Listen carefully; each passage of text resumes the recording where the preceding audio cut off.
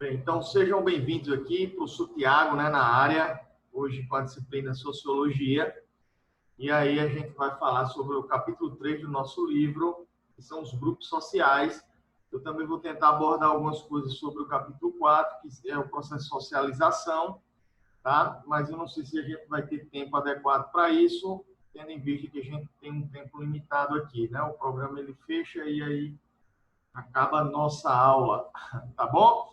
Bem, então, a nossa proposta de hoje, turma, eu estou aqui com um caderninho que eu fiz algumas anotações, eu não preparei slides, esse conteúdo ele é bem tranquilo, é mais um diálogo, uma conversa bacana aqui, que a gente pode travar, tá? Então, a minha intenção é que vão surgindo dúvidas e que essas dúvidas a gente vai discutindo, por isso é importante vocês estarem com o livro aí, página 28, e aí, com o surgimento de dúvidas, vocês vão marcando o texto, fazendo perguntas, e aí a gente vai construindo a nossa aula, tá bom? Bem, então, deixa eu admitir alguns aqui. Isso, tá chegando mais gente aí. Felipe entrou agora, junto com Ana Laura. Ah, não, já estava isso. Tá? Então, turma, ó, vamos lá. O tema hoje, grupos sociais. Então, é um tema fácil aí, eu queria ver a participação de alguns aqui, tá? Sempre que surgir dúvidas, por favor, vão questionando aí para a gente tentar esclarecer. Então, olha só que curioso. Quando o nosso livro, tá, começa a falar sobre o que são esses grupos sociais, logo de início aí, vão ser divididos aí entre dois grupos. Então, a gente está falando aqui de conjuntos que formam a sociedade. Então, são conjuntos sociais. Esses conjuntos sociais, eles são denominados aqui de grupos. E existem grupos de primeira ordem e de segunda ordem. Ou seja, os grupos, eles podem ser primários e os grupos, eles podem ser secundários. Então, isso é bem simples da gente entender. Eu penso que não vai ficar nenhuma dúvida sobre isso. Então, vamos lá. Quais são as características dos grupos primários? Os grupos primários são aqueles que a gente possui um contato mais frequente. A gente possui um contato mais duradouro, tá?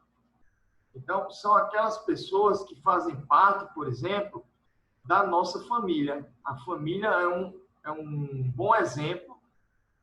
A família é um bom exemplo de um grupo social intitulado primário, pelos teóricos sociólogos, tá? Por quê? Porque nós temos um contato frequente e duradouro. São aquelas pessoas de primeira ordem, tá? Que estão ao nosso contato específico, a nossa família. A gente possui vínculos mais significantes com essas pessoas, que trazem mais significados em termos de vínculo, melhor dizendo. Em um segundo ponto, né, depois dos grupos primários, nós temos os grupos secundários, onde a sociologia traz aí algumas características, como, por exemplo, também pode estar inserido em grupos secundários como vínculos duradouros, porém, a característica principal aqui é que eles possuem significados menos importantes, né? Ou não que são menos importantes, mas possuem menores significados do que a família, por exemplo. E o exemplo que eu posso trazer é, por exemplo, as escolas, nós aqui na escola, tá? Então, vejam só, na escola Máximo, em Bananeiras, vocês possuem esse vínculo, mas ele possui um menor significado do que o grupo da família, tá? Então, por isso que ele é em segundo plano, é o secundário, ele é menor, porque apesar de possuir um aspecto duradouro, tem um menor teor com relação ao significado, ao simbolismo, tá?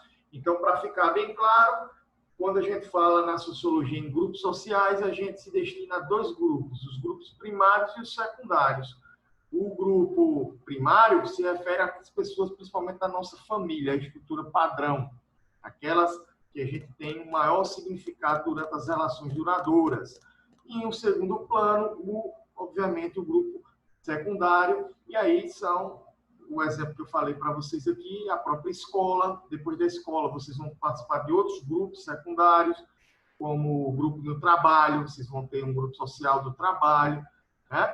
Apesar de possuir aí vínculos duradouros, mas com menor significado, tá? Então, eu penso que é bem simples da gente entender essas características, porque a partir delas é que a gente vai passar para o próximo ponto, que são os agregados sociais. Mas antes de chegar nos agregados sociais, eu queria saber se todo mundo aqui está conseguindo entender o que eu estou falando aqui. Tem alguma dúvida ou está tranquilo, está de boa? Estão conseguindo acompanhar a metodologia? Se não, me fala aí. Posso seguir ou estão com dúvida? Bora, fala. Tá tudo certo. Tudo certo? Coisa boa. Não tem ninguém tímido não aí, né? Se tiver dúvida, vamos falar, tá bom? É bem tranquilo. E aí o próximo passo vai complicar mais um pouquinho, mas, enfim, vocês também não vão ter dificuldades. Vou tentar esclarecer da melhor maneira. Vamos lá. Quando o livro ele começa a colocar outras questões aí, que vão envolver esses grupos sociais, a gente vai começar a perceber que existe uma subdivisão que são chamadas aí de agregados sociais. E eles se dividem em massa, em público e na multidão. Então, claro, não precisa a gente, por exemplo, nesse momento, sair decorando aqui o que é massa, o que é público, o que é multidão. Vocês podem ler aí, vai estar explicando bem, tá? Só que o importante é que a gente esclareça que esse contexto que é subdividido, né, massa, público, multidão, eles fazem parte do chamado agregado social. E é sobre os agregados sociais que a gente tem que colocar alguns exemplos para entender bem do que se trata. Que é isso que, por exemplo, vai ser cobrado no Enem. Né? No Enem não vai ter questões quando vocês estiverem, principalmente lá no terceiro ano, vocês não vão ter questões, o que é agregar, o que é multidão, o que não é assim. Então, vai começar a complicar nesse sentido aí, e é sobre isso que a gente precisa esclarecer esses pontos, tá? Então, vamos lá. As principais características desses agregados sociais, que é a massa, o público e a multidão. A gente tem como características um exemplo quando as pessoas elas se reúnem por um determinado motivo, tá? Ou por um determinado período de tempo, e aí elas são unidas por um sentimento em comum. Isso é uma das principais características dos agregados sociais. Vou repetir. Deixa eu só admitir aqui, Débora. Pronto.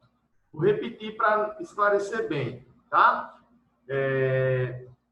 Um agregado social possui características. Uma delas é quando as pessoas elas se reúnem por um determinado período de tempo, tá? E compartilham um sentimento em comum entre ambos desse agregado.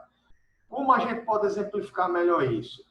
Imagine que vocês estão inseridos aí dentro de um show.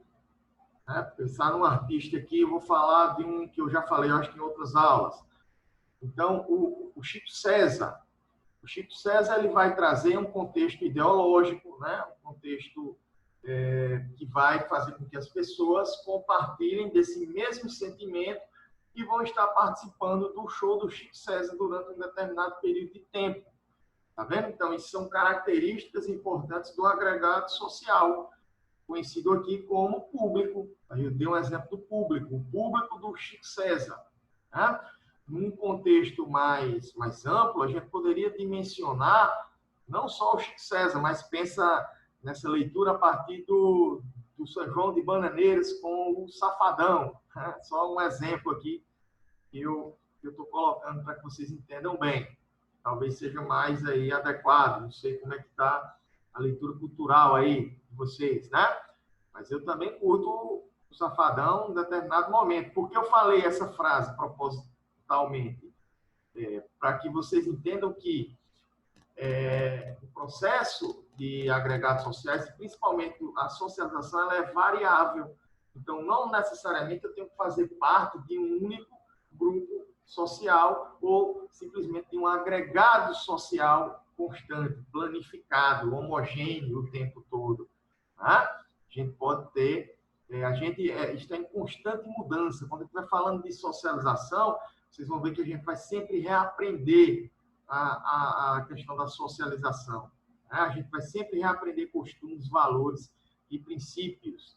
Tá? Então, voltando aqui para a discussão dos agregados sociais, então, pessoas que se reúnem por um determinado período de tempo, unidas por um sentimento em comum, o exemplo aqui do Chico César, sua ideologia, né? Então, pode representar parte aí dessa compreensão sobre agregados sociais.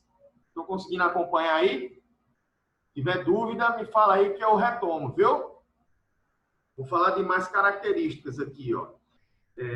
As pessoas que participam dos agregados sociais, elas não precisam se conhecer entre si. Por exemplo, o show do Safadão, do Chico César, que eu comentei 2 exemplos distintos aqui, as pessoas vão lá, compartilham, mas não se conhecem todas entre si. Tá? A multidão, o público, a massa, possui essas características. Todas elas fazem parte dos agregados sociais. Tá? Elas não possuem, por exemplo, outra característica importante aqui, turma, elas não possuem uma estrutura estável, ou seja, uma estrutura que possua uma estabilidade, tendo em vista que o processo de socialização ele é variável, como eu expliquei aqui para vocês, tá? E possui um determinado período de tempo. Então, elas não possuem posições bem definidas com relação à estrutura de hierarquia. Tá? Os agregados sociais, eles não possuem, por exemplo, uma liderança, um chefe de cima para baixo, uma discussão da hierarquia. Não é nesse sentido que se trabalha, e sim, né, basicamente, tá? Um grupo de pessoas que se reúnem em prol de um determinado período de tempo, em prol de um objetivo comum, né, que compartilham aí algum sentimento em comum. Então, basicamente, essas são as principais características aí dos agregados sociais, da massa, do público, da multidão. Se a gente partir para outro exemplo, eu falei muito aqui do público, né? Mas se a gente for falar da massa, lembra do termo conceitual que se fala cultura de massa, que associa, né, as multidões, as massas, as classes sociais, principalmente relacionadas àquelas com o aspecto financeiro e econômico de menor teor. Quando a gente fala em cultura popular, cultura de massa, se refere justamente a esse grupo de pessoas que fazem parte dessas classes da sociedade, que são aí vinculadas a um determinado ritmo musical, ou um determinado tipo de atração no teatro ou cultural com relação a obras de arte, né? Então, a cultura de massa é um exemplo dos agregados sociais que a gente pode trazer aqui para que vocês possam compreender bem. E aí vem questões, né? Vocês estão entendendo o que eu estou falando aqui ou tem dúvidas aí? Me fala. Tá de boa. Tá de boa, princesa? Então eu vou avançando aqui, viu? Se surgir questionamentos, dúvidas, me diz aí que eu retomo, tá? Bem, então sobre esses agregados sociais, vão surgindo aí alguns pontos importantes, referentes aqui, ó, vocês estão vendo aí no livro, eu estou folheando aqui, tá certo?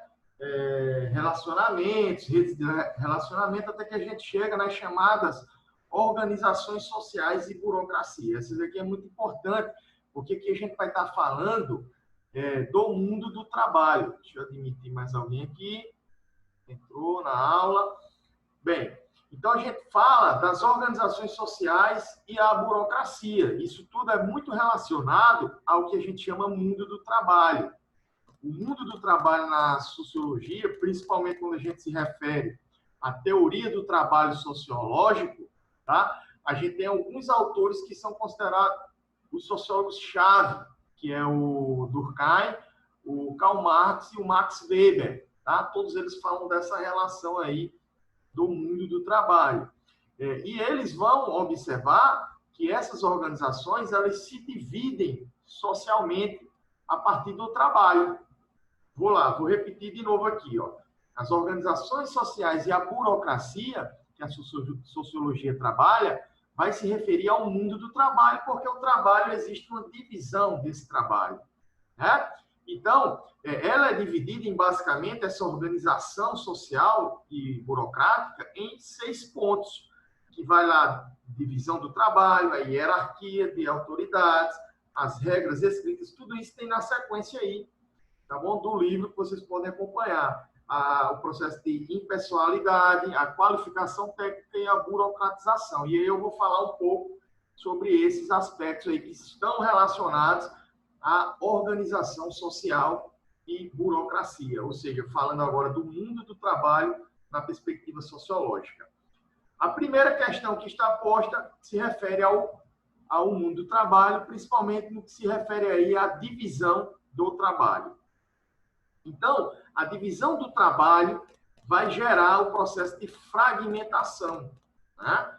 Ou seja, falta de visão do todo. É o que o Marx chama, por exemplo, de alienação. Lembra que eu falei agora há pouco, quando a gente fala em teoria do trabalho, né? A gente tem os autores fundamentais, os autores chaves, que é o Marx, Karl Marx, o Max Weber e o Durkheim. Eles são considerados o pai da sociologia aí, principalmente porque eles discutiam. Tem mais alguém aqui? O Ítalo. Deixa eu admitir esse sujeito aqui. Seja bem-vindo aí, o Ítalo. Voltando aqui, esses filósofos, esses sociólogos, a língua enrolou aqui, desculpem, eles trabalham com essa teoria do trabalho. Bom dia. Bom dia. E eles vão trazer aí, né, essa discussão do processo de organização da sociedade através da estrutura do trabalho, que possui uma forma organizada, tá? Porém, essa divisão do trabalho de forma organizada vai gerar o que se chama de fragmentação. O que seria isso? Não sei se vocês já viram aqueles filmes, por exemplo, filmes antigos, o próprio Charlie Chaplin, onde ele passa, né, muitas horas apertando um único parafuso. Então, essa fragmentação, essa divisão do trabalho, que o Marx chama de trabalho alheio ou trabalho alienado, é justamente essa falta de visão do todo.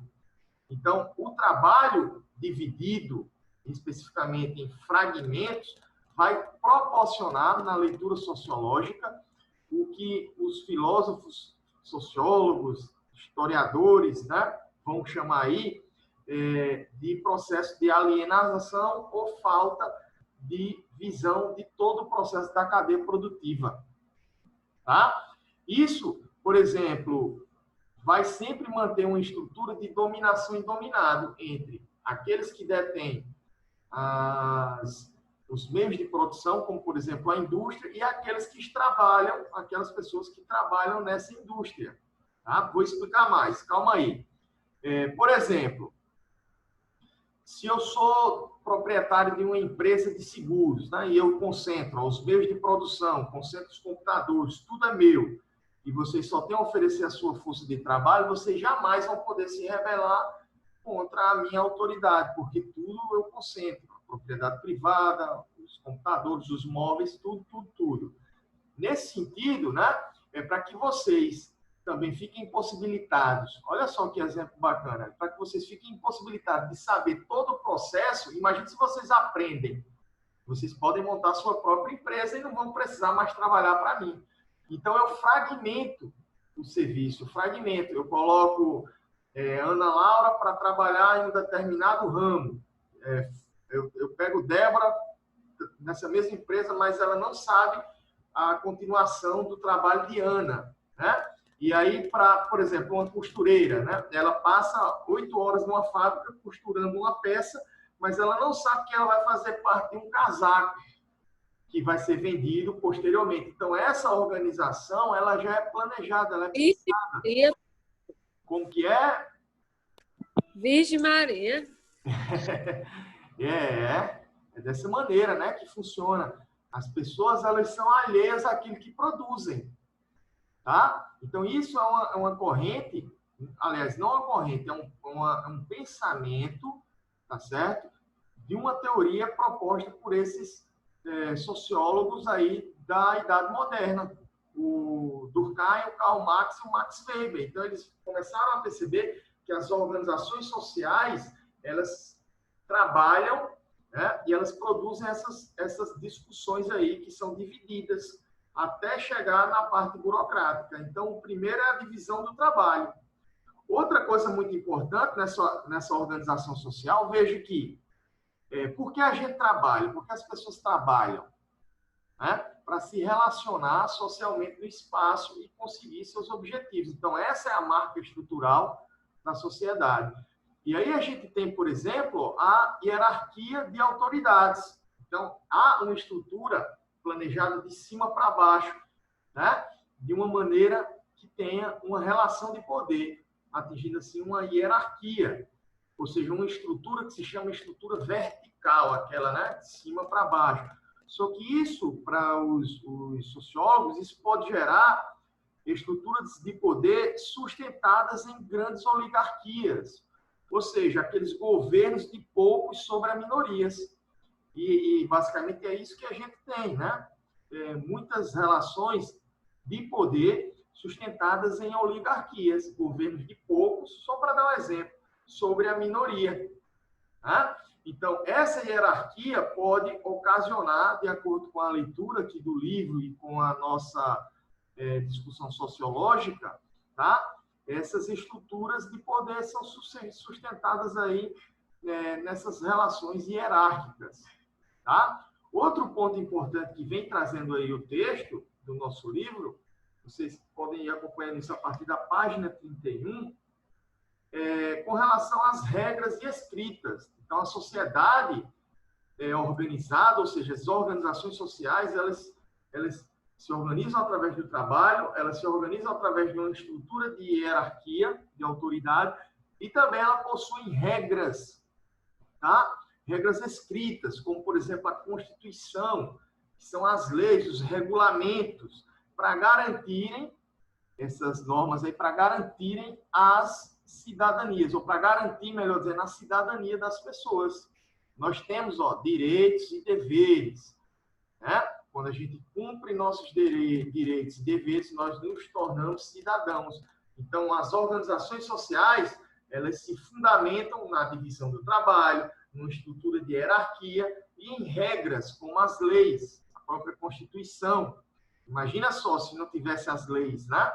Para reger aí a ordem, para que as pessoas se tornem cidadãos. Então, seria algo extremamente complicado e conflituoso.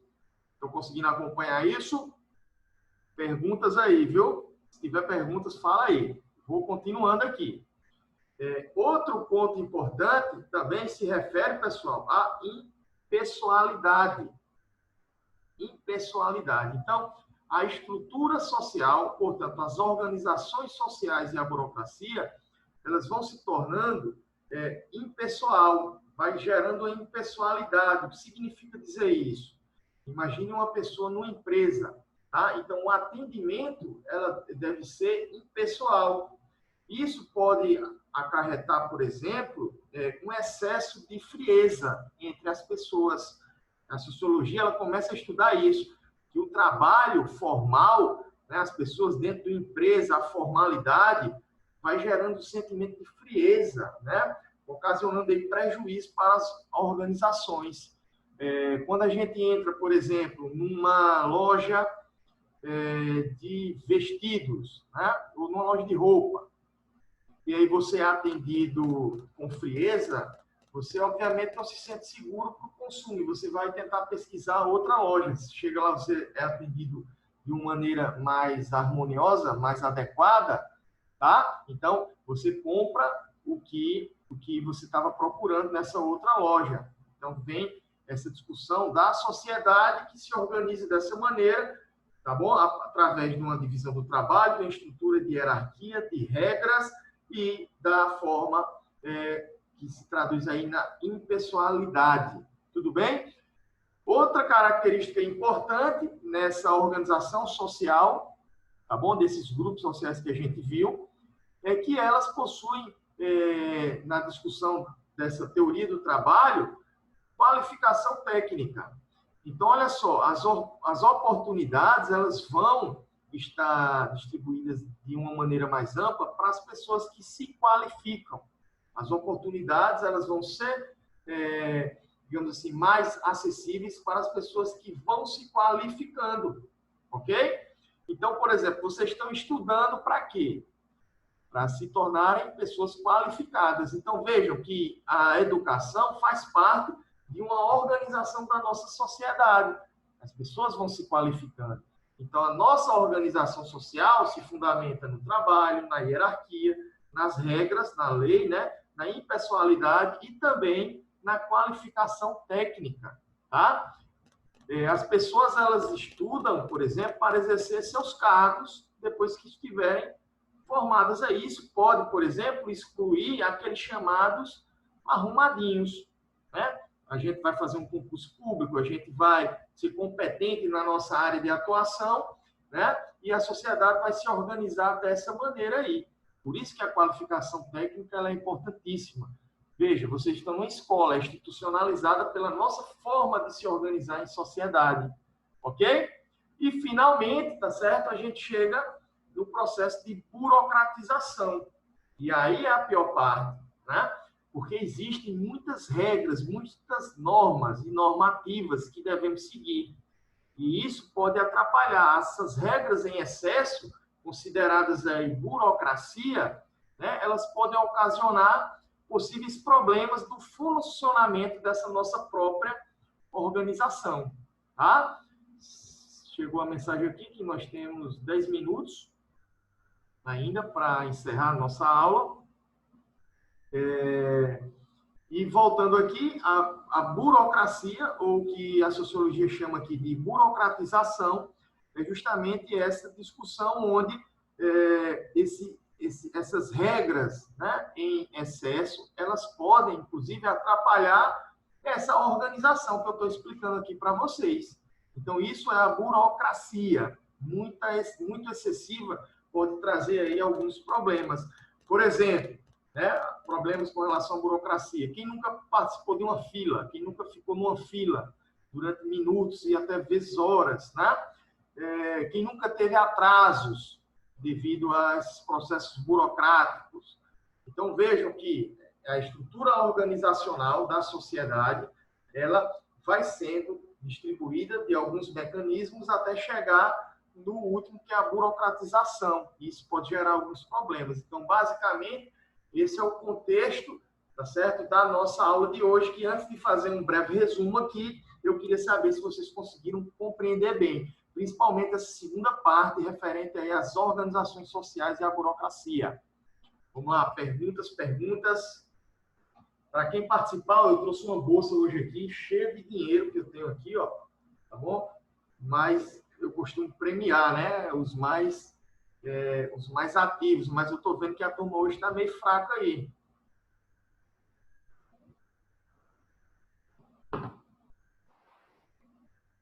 E será que meu áudio parou aqui? Não, parou não. Ou então vocês estão completamente conectados aqui com tudo? Estão entendendo bem ou ficou dúvida? Eu estou entendendo. Entendendo? Ótimo. Você é fera. Eu também. Mas no contexto geral, todo mundo está acompanhando bem? Eu estou entendendo tudo. Ótimo, de verdade. Show, muito bem. É assim que eu quero, essa sinceridade, porque como eu não estou vendo, né, a cara de preocupado aí de vocês, aí eu fico com dúvida se realmente vocês estão compreendendo o que eu estou falando, tá? Então, fazendo uma síntese, que a gente tem poucos minutinhos aqui, fazendo uma síntese, hoje a gente discutiu aí no capítulo 3, não deu assim tempo da gente falar do capítulo 4, que eu queria, que é a socialização, né? A gente vai continuar esse conteúdo na próxima aula, então semana que vem a gente não retoma com filosofia. Desculpa aí, professor, caiu aqui. Tudo bem, seja reinserida, bem-vinda de volta, tá? Na próxima semana a gente retoma a sociologia com o capítulo 4, com a socialização, e eu vou fazer uma síntese básica aqui do que foi que a gente viu. A gente está falando sobre grupos sociais, agregados sociais e as organizações sociais. Basicamente foram esses 3 pontos da nossa aula de hoje, ó. Os grupos sociais estão inseridos dentro dos agregados sociais, tá? E tudo isso é organizado socialmente. Então, a gente viu que os grupos sociais, eles participam de dois distintos ambientes. Os grupos sociais primários e os grupos sociais secundários, né? Os primários, a gente tem um exemplo estruturante, a família. E os secundários, a escola e o trabalho, foram os exemplos que eu coloquei aqui para vocês. Foi assim? Ok? Lá nos agregados sociais, tá certo? A gente viu que participam dos agregados sociais a massa, o público e as multidões. E aí eu coloquei algumas características para vocês e dei alguns exemplos. Então, vocês voltem aí, essa aula está sendo gravada, né? Vocês depois voltam à aula para entender bem, que eu expliquei com mais detalhes, tá? E, finalmente, a gente chegou lá na parte das organizações sociais, ou seja, como a sociedade, através dessa teoria do trabalho, né? Que foi aí proposta no século XIX, pela análise do Marx, do Weber e do Durkheim, né? Eles começaram a ver que a sociedade ela se estruturava de uma maneira peculiar. E aqui a gente chama de organizações sociais e burocracia. E essa organização social e burocrática se dividia em 6 pontos. A primeira era a divisão do trabalho, depois, essa divisão do trabalho, né? Enquanto a organização possuía uma estrutura vertical, que foi chamada de hierarquia de autoridades. Depois, tudo isso era regido por regras, né? e leis, regulamentos, né? Para garantir a cidadania das pessoas.